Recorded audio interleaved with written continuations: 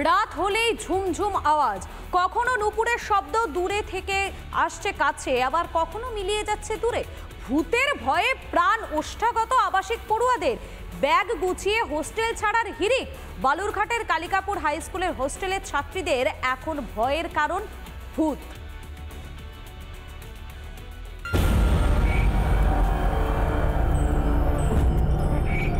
আধার নামলেই গা ছমছম,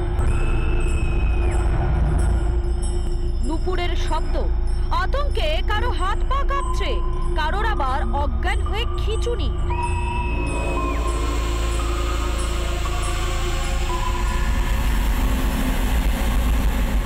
এমনই অবস্থা বালুরঘাটের কালিকাপুর হাই স্কুলের ছাত্রী হোস্টেলে। ভূতের ভয়ে হোস্টেলে থাকা দায় পড়ুয়াদের। রাত্রে হলে শুধু একটু আওয়াজ হচ্ছে, ছামছাম শোনা যাচ্ছে, আর আমরা ভালো করে থাকতে পারছি না, ভয় পাচ্ছি। আমরা 1 তারিখ থেকে শুরু হয়েছে, বাচ্চাটা ভয় পেয়ে গেছে। বাইরে আওয়াজ পাওয়া যায়, কিন্তু ওরকম আমি তো ওগুলো কিছু দেখতে পাই না। রাত্রে তো ওই সবাই একটা মেয়ে অসুস্থ হয়ে গেছে হঠাৎ করে, তারপর পরে দেখছি আরো 2-3 জন এরকম হয়ে গেছে।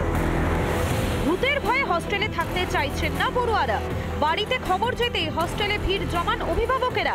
রাত্রে ফোন চলে গেছে, ফোন দিয়ে বলছে যে আমরা থাকবো না এখানে, ভূত পাওয়া যাচ্ছে, ভূত দেখা দিচ্ছে। পড়ুয়াদের আতঙ্ক কাটাতে শিক্ষকদের সঙ্গে ময়দানে নামেন বিজ্ঞান মঞ্চের সদস্যরাও।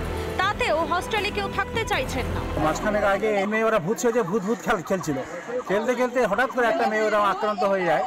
ওকে তারপর সেন্সলেস হয়ে যাওয়ার কোনো সেন্স থাকে না। ছমছমে আওয়াজ, পাইলে আওয়াজ, এগুলো যে বলছে, বলার সঙ্গে সঙ্গে বিজ্ঞান মঞ্চের সঙ্গে আমি কথা বলেছি। বিজ্ঞান মঞ্চের সঙ্গে কথা বলে আজকে এনেছিলাম, ওনারা সব বুঝিয়েছে।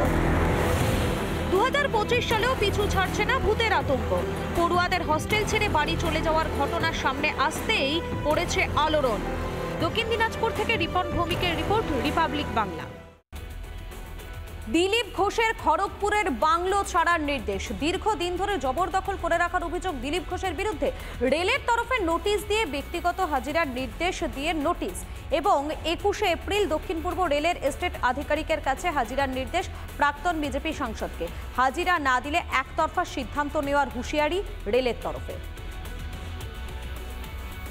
আমার বাংলো নয়, রেলেরই বাংলো। যে টিএমসির নেতারা এটাকে ইস্যু করছে, তারা খড়গপুরের প্রত্যেক ওয়ার্ডে এরকম বড় বড় অফিস তৈরি করেছে, এসি লাগিয়ে, সেখান থেকে বিজনেসও হচ্ছে, ধান্দাও হচ্ছে, সন্ধ্যাবেলা মৌজ মস্তিও হয়। তারা আমার বিরুদ্ধে কমপ্লেন করছে। দিলীপ ঘোষ গেলে ওখানে সাধারণ মানুষ দেখা করতে আসেন আমার সঙ্গে। কোনো দখল নেই, কবজা নেই, আমার কাছে টাকা নেই, তাই জমি দখল করে বাড়ি করতে পারি না। আমি রেলের অনুমতি নিয়ে একজনের নামে অ্যালটমেন্ট, সেই জমি ব্যবহার করি। মার্চ মাসে তথ্য জানার অধিকার আইনে 24 তারিখে আমি রেলের কাছে দরখাস্ত করেছিলাম, এবং আমি বলেছিলাম ওটা অবৈধভাবে দখল করে রাখা আছে। তাতে দিলীপবাবু, যিনি প্রাক্তন আইনসভার সদস্য, উনি গায়ের জোরে অন্যায়ভাবে অবৈধভাবে দখল করে রেখেছেন, এবং সেখানে বহিরাগতদের আনাগোনা ছিল, যার ফলে আমাদের এই এলাকার সামাজিক নিরাপত্তাও বিঘ্নিত হচ্ছিল। আর তার পাশেই আরকেএমএ ট্রেনিং সেন্টার। এই চিঠি পাওয়ার পরে রেল এখন এভিকশন নোটিশ দিয়েছে তুষারকান্তি ঘোষকে, এবং তাকে পার্সোনালি হাজির হতে বলেছে ব্যক্তিগতভাবে 21 তারিখে। নানা ধরনের কন্টেন্ট দেখার জন্য লাইক করুন, শেয়ার করুন আমাদের ফেসবুক পেজ, সাবস্ক্রাইব করুন আমাদের ইউটিউব চ্যানেল। পাশাপাশি অন্যান্য ব্রেকিং নিউজের জন্য অবশ্যই চোখ রাখুন রিপাবলিক বাংলায়।